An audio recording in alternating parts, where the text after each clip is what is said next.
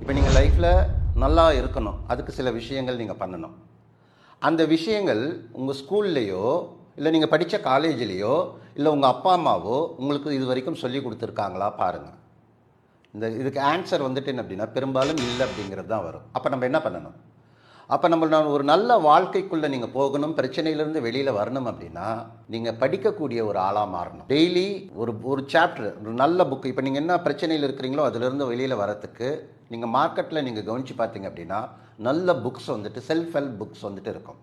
இந்த புக்கு வந்துட்டு என்ன அப்படின்னா வாங்குங்க. என்றைக்கு உங்கள் வீட்டுக்குள்ளே புக்கு வாங்கிட்டு நீங்கள் உள்ளே நுழைஞ்சி நீங்கள் படிக்க ஆரம்பித்து நீங்கள் அதை அப்ளை பண்ண ஆரம்பிக்கிறீங்களோ அன்னையிலிருந்து உங்களுக்கு ஒரு புது வாழ்க்கை வந்துட்டு என்ன அப்படின்னா அமையும். அதனால தான் நீங்கள் நல்லா கவனித்து பாருங்கள். ரீடர்ஸ் ஆர் த லீடர்ஸ். நம்ம படித்தது காலேஜு ஸ்கூல் மட்டும் கிடையாது.